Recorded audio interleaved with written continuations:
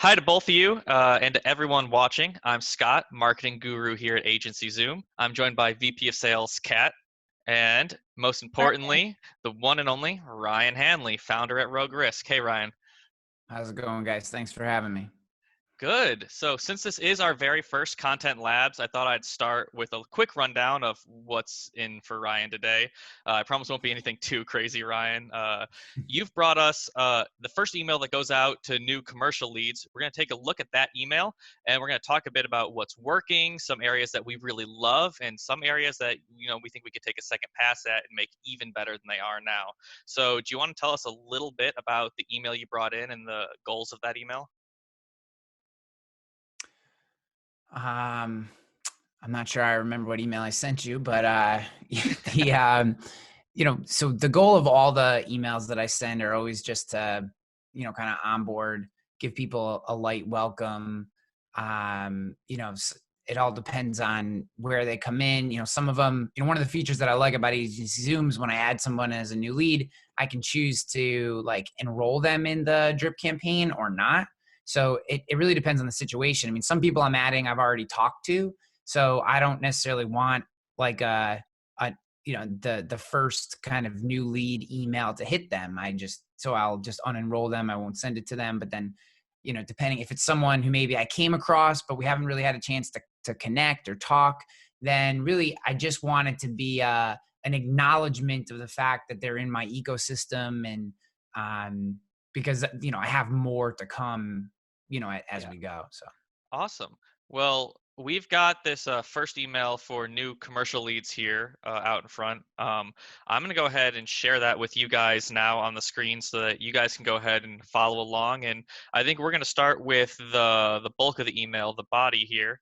Let me go ahead and get this share going for you guys.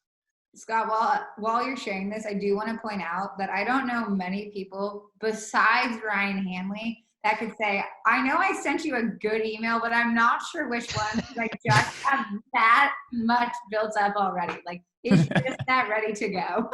All right. You guys see my screen right now? Yeah. the truth is, to that, Cat, I change stuff so often, like that.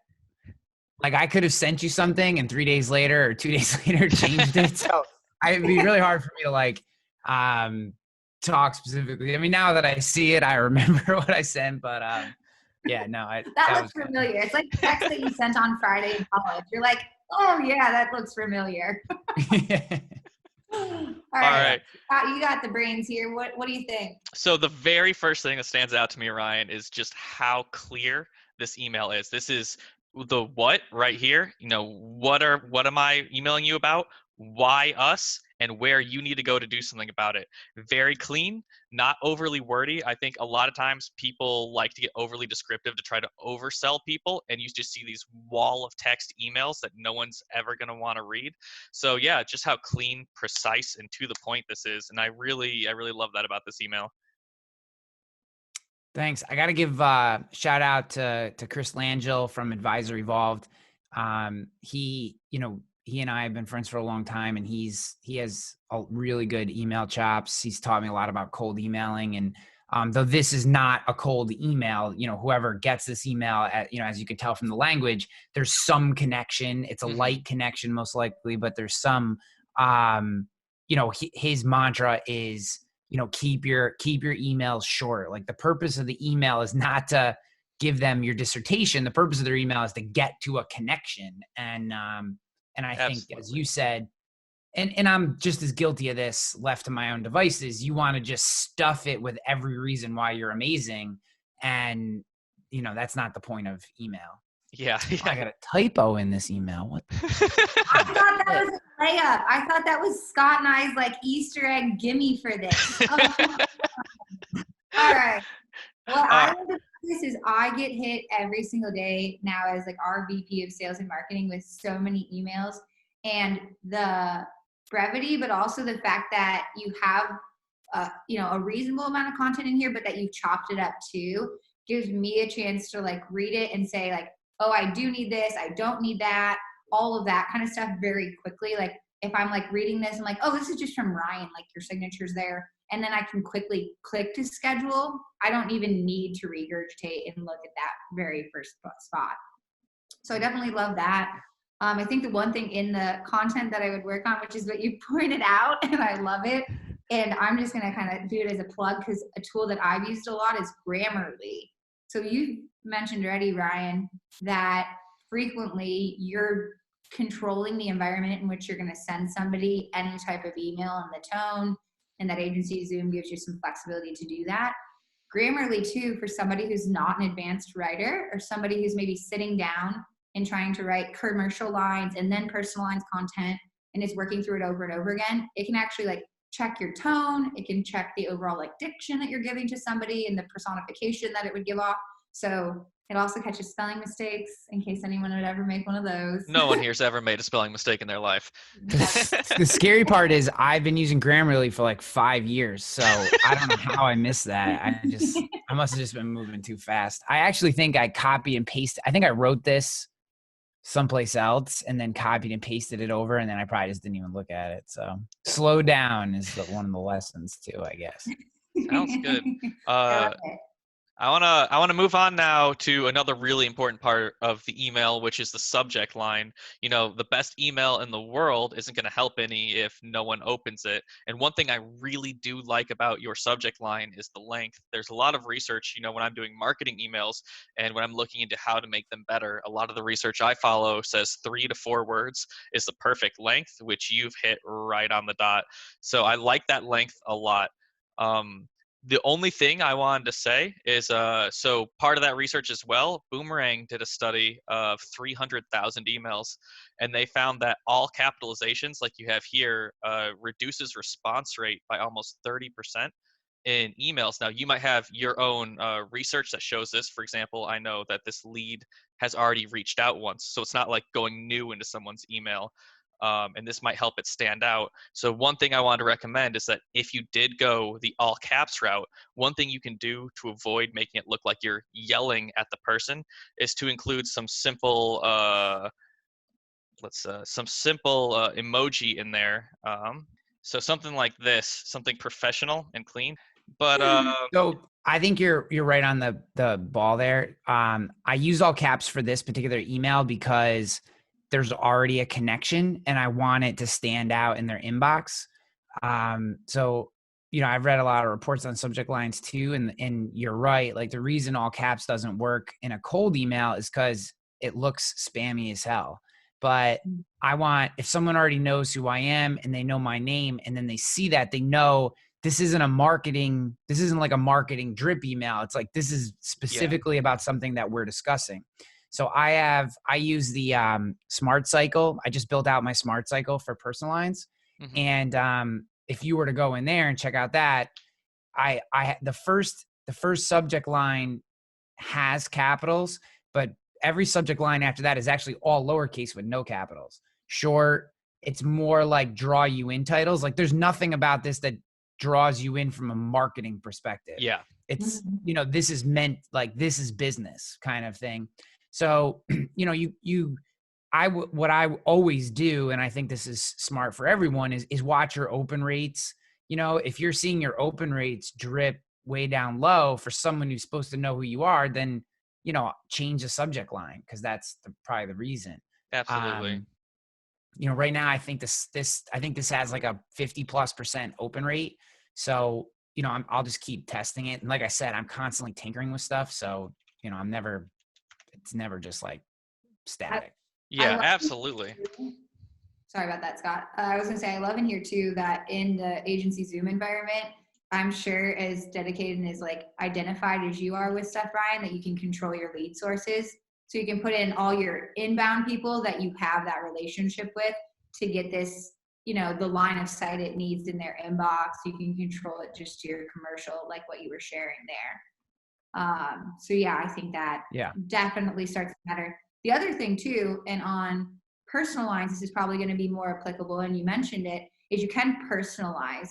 Now you still want to avoid what you've shared. Like you don't want it to be clickbait. You don't want it to be like a marketing email when you include someone's first name.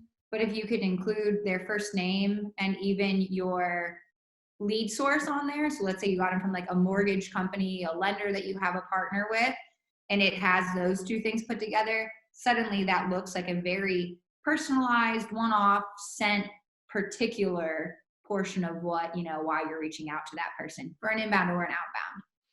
So Yeah. I love getting it out of what I'll call the inbox clutter with Mhm. the capitalization for your inbounds. Yeah. And so I wanted to ask your opinion, Ryan. I know that you've done a lot, before we move on from the subject line, I know you've done a lot of research on, your open rates.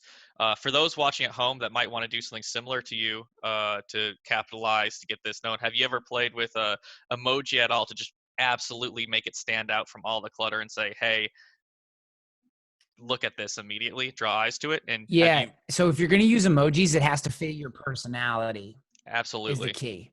So if you're stuffy as hell and you start putting emojis in your subject line, it's going to be weird because people are going to be like, that you're not like that. Like, why are you emoji in your subject line when you're a black suit, white shirt kind of guy? Which there's nothing wrong with that, right? I mean, especially if you're a broker in New York City or Chicago or one of these, more, kind of, I don't want to say uptight in a negative sense, but like more tight laced, I guess, whatever, laced up environments, then, it would be weird if you then got an emoji email, I think. Now, if you're maybe more of a jeans and jacket, a little more casual, conversational type of marketing and personality, then throw in an emoji or something in, or, I even like to drop a GIF in once in a while. I think it can be fun.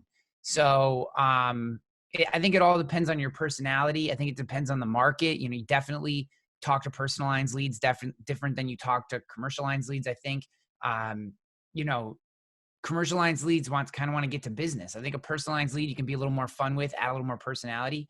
And, the other side of it is, I would be the first one to tell you there's no like hard and fast rule on any of this, but I just think in general, I just think, what is the purpose of this communication and what am I trying to convey and what is the best way to convey it? Like, it's not just an Absolutely. email, like it's a tool. And that to me is is where a lot of people fail is they're like, I'm supposed to send an email today. It's like, well, why? Like, what is the purpose of the email? Like, what are you trying to do with this email? Because if it's just to send an email because you feel like you should, then just don't waste your effort. Go do something else. Yeah, absolutely. I think that's really sound advice in almost any area of marketing or sales. Everything needs to have a purpose, and asking yourself, I see all these statistics online. I see that this is going to increase my open rate by this percent, but really saying, but does that fit the purpose of this email? Does that fit the purpose of this correspondence? What am I trying to get out of this? So that's all really, really good advice. Kat, was there anything else you wanted to add on this?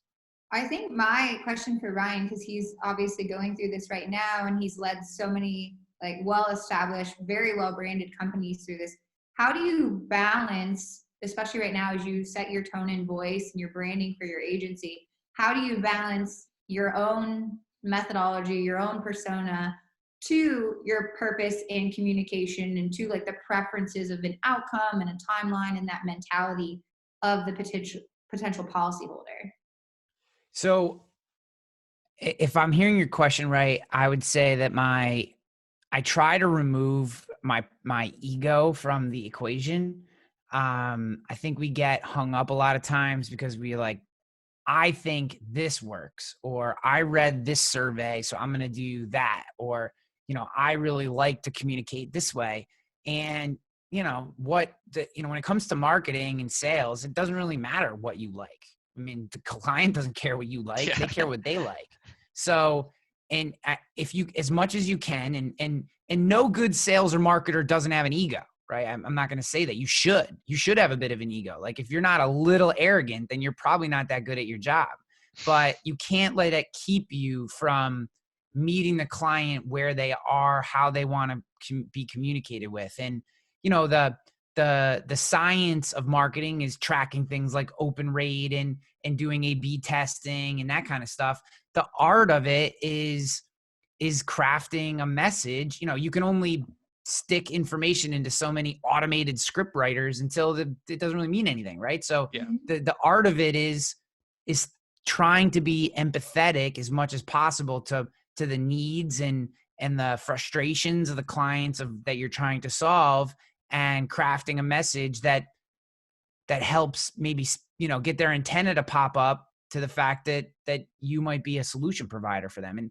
And the last thing that I'll say on that is the goal of your marketing is not to sell. The goal of your marketing is to get that person to open the next piece of marketing. That's what it is. Absolutely. Right? Get them to open the first piece of marketing. Okay, well, it's like writing a book. It's the last sentence of the paragraph or of the chapter is what gets you to read the next chapter and gets you to read and that's until you hit a trigger point where they say, yes, I'm ready, let's do this. Because for every client, it's going to be different. It's going to be 17 touches for you, Scott, and Kat, for you, it might be 3 touches. And you're like, I'm good, let's do this. And we just don't know. There's no way of predicting that. So, I think mashing those 2 things up is important. Yeah, from one marketer to another, that's amen on all of that. That is really hitting it right on the head. So I guess looking at the email as a whole, looking back at everything we've talked about, it really does a great job of accomplishing all the goals you've discussed. This is a touch point where they've already reached out to you in some fashion or had a correspondence with you in some fashion, and you are opening the door for further talks very clearly, very punctually. And I think that it does an amazing job at what you're trying to do. So great work with this, Ryan. Well, thank you again so much for coming on today, for taking time out of your day to come share with us and speak with us. And of course, for providing us this content to look at and share with other agents who might, be trying to work through what to plug into these automations and what content they need to provide for their potential prospects. Yeah, thanks for catching that spelling error, man. Hey, you caught it before we got to it, so what spelling error? Yeah, exactly. Thank you so much, Ryan. Yeah, thanks, guys.